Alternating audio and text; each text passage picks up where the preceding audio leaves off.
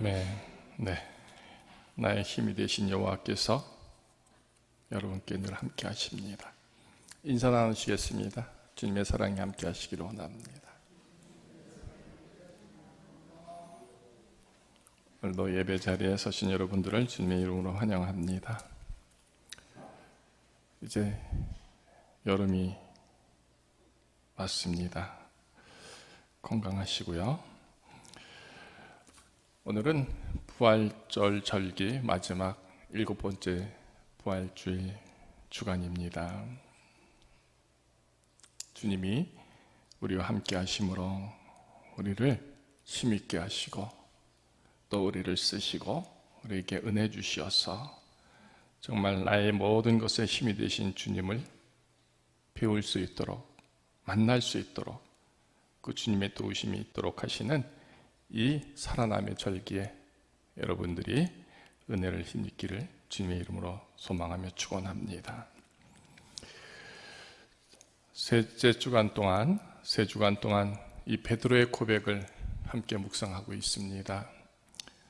첫 번째 주에는 그리스도께서 나타나실 때에 칭찬과 영기와 존귀를 얻을 수 있는 믿음으로 우리가 늘 서자 하는 얘기를 드렸고요. 지난 주간에는 고난을 통해서 우리에게 주실 영광을 기대하고 또 꿈꿔보자. 그래서 고난을 이기는 그런 성도들이 됩시다 하는 얘기를 함께 나누었습니다. 오늘은 어떤 얘기일까요?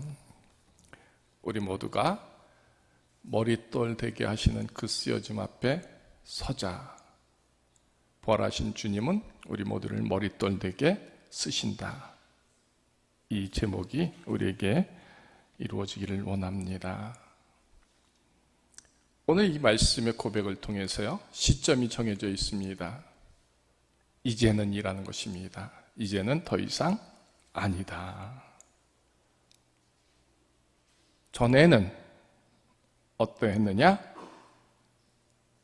전에는 하나님의 백성이 아니었다.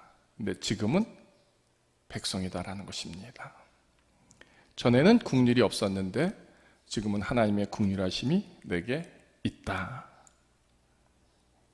지금의 시점에서 이게 하나님을 향한 그 은혜를 힘입었음을 고백하고 있는 이 고백, 이것이 베드로의 고백입니다.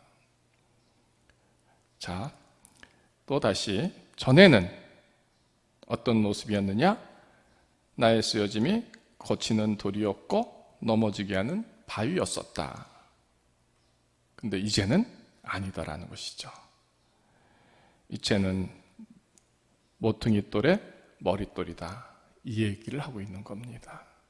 누가? 베드로가 자기의 쓰여짐, 또 자기의 현재적인 모습들, 이 역할들, 이것을 이렇게 표현하고 있습니다.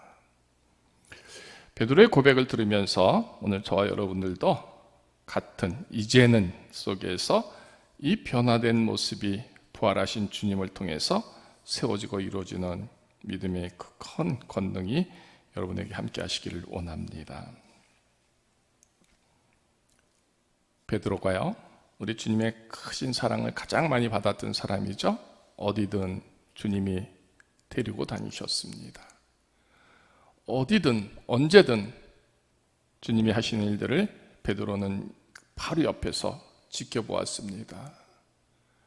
그보다 더 큰 영광의 자리가 어디 있겠습니까? 근데 베드로가 예수님, 주님께 혼나는 사건이 있죠.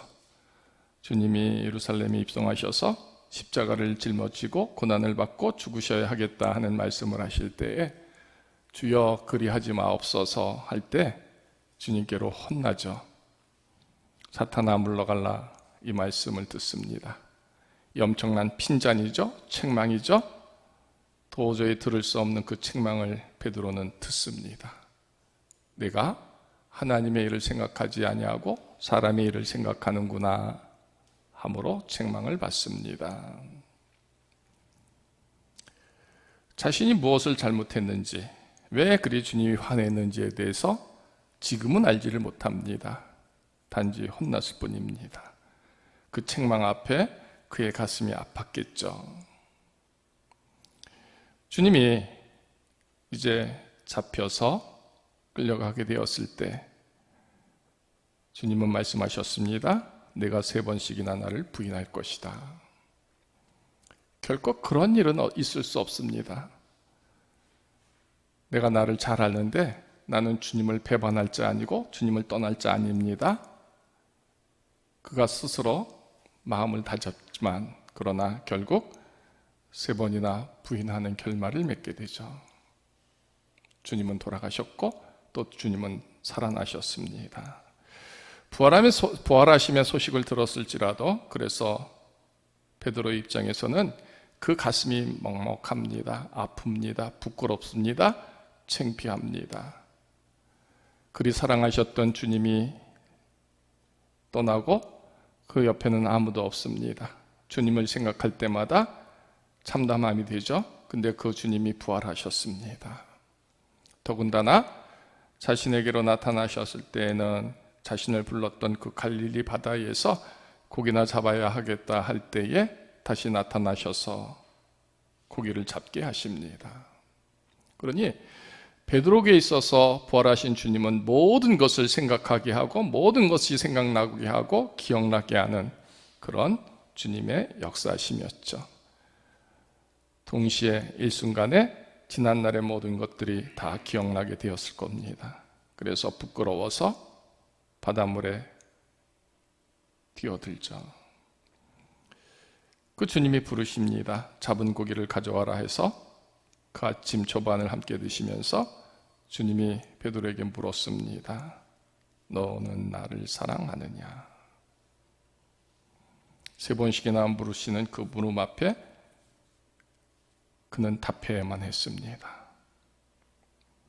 3번씩이나 물으시니 그 마음 중심을 다하여 정말 내가 주님을 사랑하는지 어찌 대답해야 하는지에 대한 그 대답을 주님께로 할 수밖에 없었을 것입니다.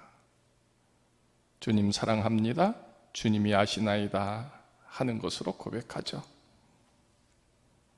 자, 그 부활하신 주님을 만났습니다. 그리고 어찌 되었는지 그는 이 주님의 거룩한 은혜와 사랑을 힘입게 되었던 것이죠. 그리고 시간이 지났습니다. 그리고 오늘 이 편지를 통해서 고백합니다. 무엇을? 그처럼 주님 곁에 있을 때 내가 거치는 돌이고 주님의 일들에 방해하는, 넘어지게 하는 바위였던 것을 베드로가 이제 깨닫고 있다는 것입니다. 주님을 위한 일이었습니다. 잡으러 온 병사들을 칼로 치기도 했습니다. 의에 넘치었습니다. 힘이 넘쳐났습니다. 어디든 함께 하려고 하는 열정이 넘쳤던 베드로였습니다. 그런데 시간이 지나서 지금 생각해 보니까 자신은 주님에게서 혹은 하나님에게서 그 일들을 방해하는, 부딪히는 돌, 걸려 넘어지게 하는 바위의 모습이었다 하는 것을 지금 고백하고 있다는 것입니다. 만약 그때 알았다면, 그런 것이 아니었다고, 그래서 오히려 내가 순종함으로 주님의 일들에 함께하고 또 쓰여지는 종이었다는 것을, 그렇게 할 수 있었다는 것을 그때 알았다면 책망을 받았을까요? 몰랐겠으니까 그렇게 했겠죠. 근데 지금 고백은 그때 그랬다는 것을 지금 고백하고 있는 겁니다. 신약 성경에서 가장 위대한 인물 중에 하나가 이제 바울이 아닙니까? 근데 바울이 되기 전 사울이었을 때 그는 정말 많은 것을 배우고 가졌고 누렸던, 정말 세상 부러울 것이 없는 모든 것을 가진 자 사울이었습니다. 믿음의 의도 대단했습니다. 그래서 예수를 믿는 사람들을 죽이고 핍박하려고 어디든 뛰어다니는 사람이었습니다. 스데반 집사의 죽음도 그가 친히 관여하여 증거자로, 판단자로 그 죽음을 지켜보고 감당케 합니다. 그의 열심과 뜨거움이 정말 부딪히는 돌인지 넘어지게 하는 바위인지 모르고 그는 나름대로 의의 일들을 행한다 하여 열심과 열성이 있었던 그런 삶의 모습이었죠. 그런데 그가 다메섹으로 가는 여정에 주님을 만나지 않습니까? 근데 그 만남이 이렇게 되어져 있습니다. 호련히 하늘로부터 빛이 그를 둘러 비추었다. 사도행전 9장 3절의 말씀입니다. 빛이 그를 둘러 비추었습니다. 그리고 그 빛에서 음성이 들렸습니다. 사울아 사울아 내가 어찌하여 나를 박해 하느냐. 사울은 지금까지 주님을 박해한 적이 없습니다. 하나님의 일들을 방해한 적이 없습니다. 오히려 더 열심으로 뜨겁게 했던 사람 아닙니까? 그래서 사울은 묻습니다. 누구십니까? 하늘에서 음성이 그렇게 되어져 있습니다. 나는 내가 박해하는 예수라. 박해하는 예수라는 사실을 그때서야 사울은 들었던 것이죠. 그래요. 그래서 사도행전 9장 8절로 9절에 보면 눈은 떴으나 아무것도 보지 못했다. 그래서 사람의 손에 이끌려서 다메섹으로 들어가서 3일 동안 보지 못하고 먹지도 못하였다. 이 말씀이 나옵니다. 무슨 표현일까요? 그 사건으로 잠시 눈이 멀어진 것이 아니라 어쩌면 우리는 귀먹고 또 눈 멀고 가슴이 다쳐서 내가 하는 일에 대한 쓰여짐의 결론이 정말 부딪히는 돌의 역할이었는지 넘어지게 하는 바위처럼이었었는지를 몰랐다라는 것에 대한 고백을 하는 것이죠. 드디어 예수님을 만났습니다. 박해하는 사실을 알았습니다. 동시에 보지 못하고 먹지도 못했다가 아나니아를 통해서 이렇게 치료됩니다. 예수께서 나를 보내어 너로 다시 보게 하시고 성령으로 충만케 하게 하신다. 이 선언으로 안수를 받죠. 보게 하고 성령으로 충만케 하는 겁니다. 그때 사울의 눈에서 비늘 같은 것이 벗겨져서 보게 되었죠. 며칠을 굶었습니다. 며칠을 기진하여 누워 있었습니다. 그리고 주님의 음성을 들었고 치료함을 받았습니다. 자, 다시 보게 되었을 때 그게 가장 먼저 한 일이 뭔지 아십니까? 세례를 받았다는 것입니다. 세례를 받아서 무엇을 소망했을까요? 세례 받는 일은 그에게 있어서 어떤 의미였을까요? 부활하신 주님을 통하여 새로운 생명으로 거듭남이 되는 것이죠. 물로 세례를 받았지만 그 가슴에 하나님의 말씀과 사랑이 다시 한번 세워지는 겁니다. 그 가치가 뭔지 아십니까? 부딪히는 돌, 걸려 넘어지게 하는 바위가 아니라 하나님의 거룩한 성전에 쓰여짐에 모퉁이 돌에 머릿돌이 되게 하는 그 모습으로 바뀌어지게 되는 그 세례를 그가 받고 있었다는 것입니다. 그러므로 새로운 것을 보게 되는 것이죠.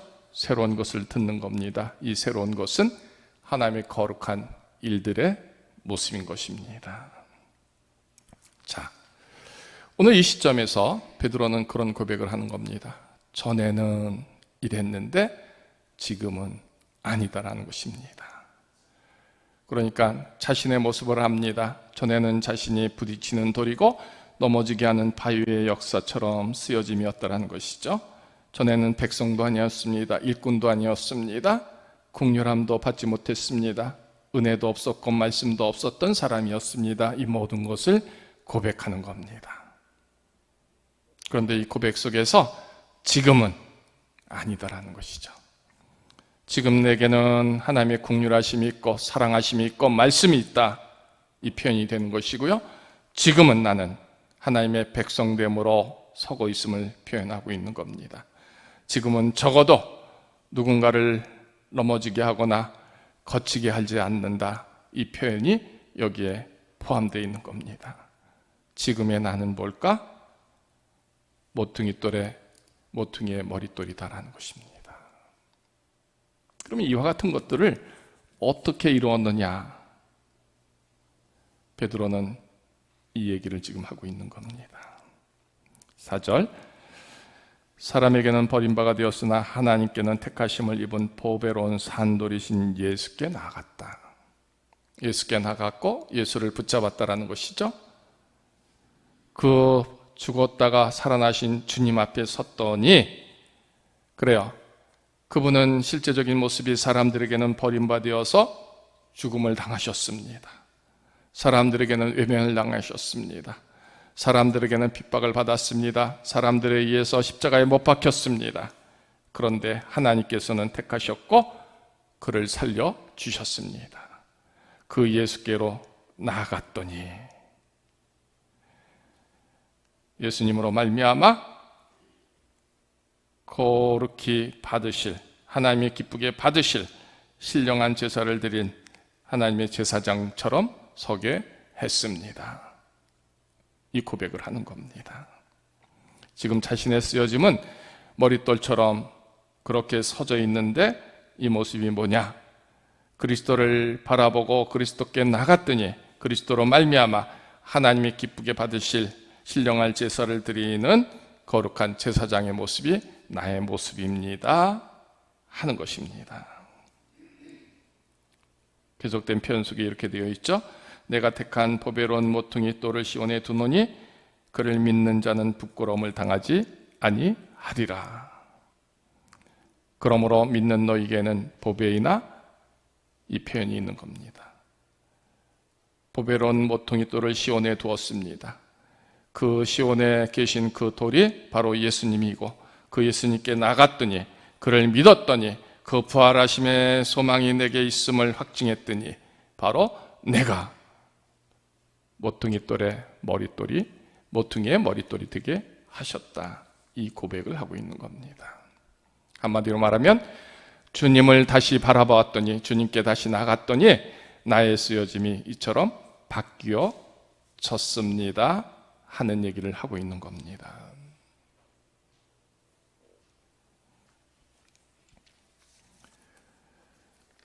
모세가 이스라엘을 이끌고 이제 광야 땅으로 나가죠. 시내산에 이르렀습니다. 하나님이 모세를 불러 시내산으로 올리셨습니다. 그리고 시내산 계약을 통해서 너희가 나의 백성 되기를 원하느냐? 사인해라 라는 것이죠. 그래서 70인 장로들을 다 모아놓고 하나님의 산에서 먹고 마시며 그들이 언약을 맺습니다. 우리는 여호와 하나님을 우리의 하나님으로 하나님의 말씀에 순종하고 하나님의 백성으로 살겠습니다. 사인합니다. 계약을 맺는 것이죠. 하나님은 내가 너희의 하나님이 되어 너희의 생명을, 너희의 민족을, 너희의 나라를, 너희의 땅을 내가 다 주리라 하는 것이었습니다. 조건은 나의 말을 순종하라. 나 여호와를 사랑하고 경외하라.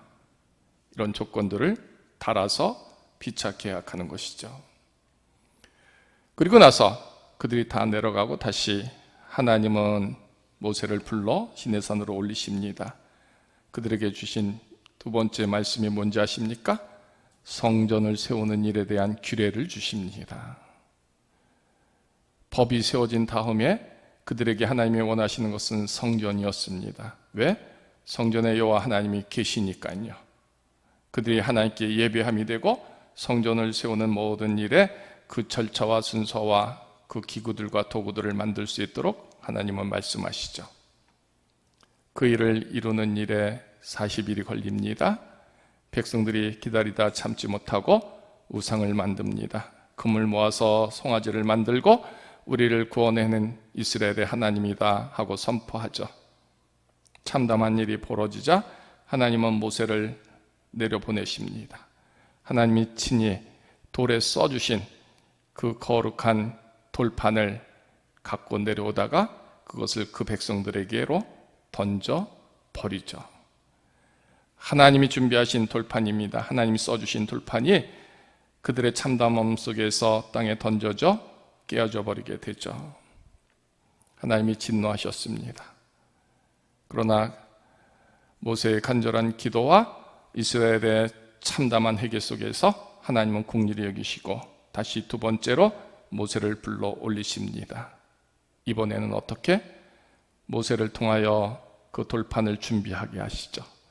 하나님이 글씨는 써주시는데 그 돌판을 하나님이 준비하게 합니다. 준비된 그 돌판의 의미가 뭘까를 한번 생각해 봤습니다. 첫사랑이 있을 때는 하나님이 다 주신 것을 받을 수 있는데 우리의 모습이 그래요? 그럼에도 불구하고 거치는 돌이고 또 넘어지게 하는 바위처럼 모든 것에 범사에 참담함이 우리에게 있을 때 하나님이 주신 거룩한 것들이 깨어져 버리고 산산조각나는 그런 결말들이 분명히 있을 수밖에 없다는 것이죠. 어쩌면 그의 모습이 처음 베드로를 부르실 때 배를 버려두고 주님을 따랐던 그 순수한 마음이 언젠가는 주님 앞에서 주님의 길을 막고 하나님의 거룩한 일들을 방해하는 자와 같은 모습으로 바뀌어졌음에 대한 내 던져짐이 아니었을까? 그런 헤아림이 듭니다. 그래서 다시 모세에게 돌을 만들라 하신 것처럼 베드로가 주님을 만나고 부활하심의 은혜를 통해서 그 돌판이 세워지자 주님은 거기에 거룩한 하나님의 성전의 규례들을 써주시고 하나님의 법의 원칙들을 써주심으로 그 말씀들을 친히 그 돌판에 새겨서 모세에게 주십니다. 그 일이 뭘까라는 것이죠. 하나님의 말씀이 우리 심령 속에 다시 쓰여지게 될 때, 써지게 될 때, 기록되어질 때 우리는 그 돌의 쓰여짐 속에서 하나님의 성전의 거룩한 머릿돌이 된다는 것입니다. 다시 우리의 쓰여짐에서 거치는 돌 넘어지게 하는 그 일들, 백성이 아닌 모습들, 긍휼이 없는 모습들, 하나님을 사랑하지 않는 모습들, 어쩌면 참담하고 패역한 일들의 가득함 속에서 우리에게 은혜를 주시고 다시 세워주시는 하나님의 사랑이 있으면 무엇일까? 하나님의 말씀이 우리 가슴 속에 다시 부활하신 주님의 말씀으로 채워지게 될 때 이렇게 머릿독이 되게 하시는 쓰여짐 된다 말하고 있는 겁니다. 베드로는 이와 같은 자전적인 얘기를 통해서 고백하고 있습니다. 나도 한때는 넘어지게 하는 그런 쓰여짐이고 그런 참담함의 모습이었다라는 것입니다. 주님께 책망받았습니다. 주님 앞에서 그 말씀대로 참담하게 여종 앞에서도 저 사람이 누구인지 나와 상관없다 그 부인하게 하는 그 모습들, 그것들을 베드로는 이루어냅니다. 비참하고 참담한 과거지만 그러나 그럼에도 불구하고 주님은 새롭게 자신에게 말씀을 세워주셨습니다. 하나님이 친히 기록되어져 있습니다. 내가 준비한 돌판에 주님이 그리하심으로 내 쓰여짐에서 이제는 정말 귀하고 귀한 머릿돌처럼 나의 역할 쓰여짐 만드시고 있다는 것입니다. 이 고백이 베드로만의 고백이겠습니까? 사울이 바울 될 때도 그 고백을 하는 것이죠. 나는 죄수 중에 가장 괴수라고 말합니다. 죄인 중에 괴수입니다. 으뜸되었습니다. 그런데 하나님이 내게로 향하여 주 예수를 통하여 그 구원을 이루셨습니다. 쓰심을 이루었습니다. 하는 겁니다. 어떻게? 주님을 바라보고 주님께 나아갔더니 라는 것입니다.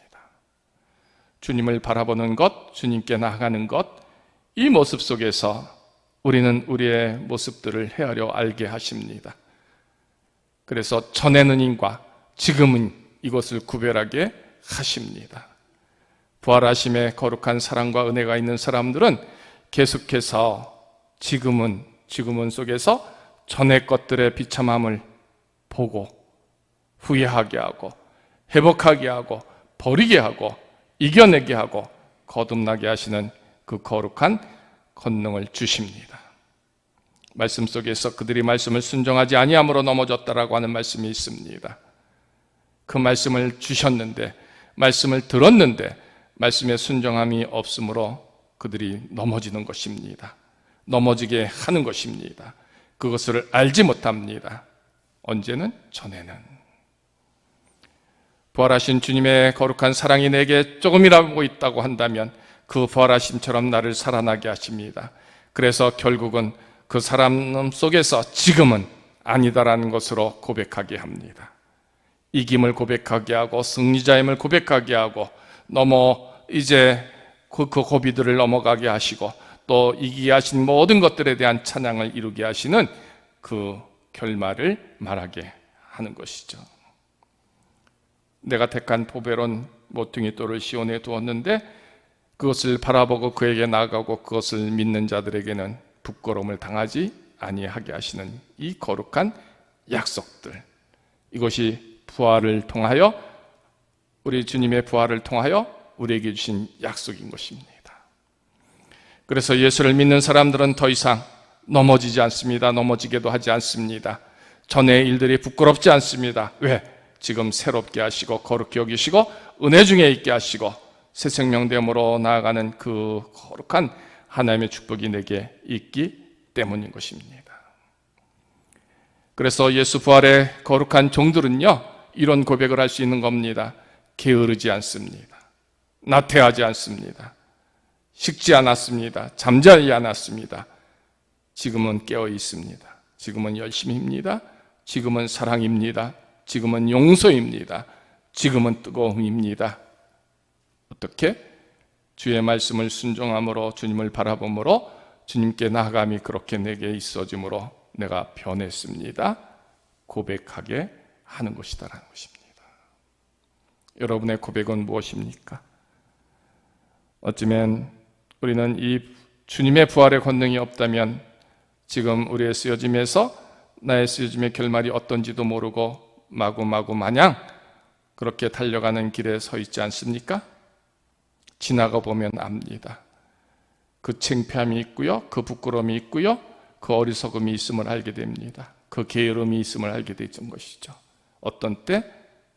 지금 내 모습 속에서 은혜를 힘입을 때 그때의 모습이 그렇게 되었음을 보면서 후회하게 되는 겁니다. 그러나 그보다 못하게 된다면 그런 후회조차도 없을 수도 있는 것이죠. 그런 참담함도 없을 수 있는 것이 되는 것입니다. 택하신 족속, 왕같은 제사장, 거룩한 나라의 모습이 되었을 때 그 비참함 속에서 이리 세우신 것, 이리 채우신 것, 이렇게 쓰시는 것에 대한 것들에 대한 찬양과 감사가 나오고 그 비참함에 대한 회복하게 하신 하나님의 사랑을 노래하게 되는 것이죠. 어떻습니까? 하나님이 여러분들을 성전의 머릿돌이 되게 하십니다. 준비된 여러분의 심령에 하나님이 친히 돌판에 글씨를 써주시듯이 하나님의 말씀과 사랑들을 쓰십니다. 그 언약들을 다시 채워주십니다.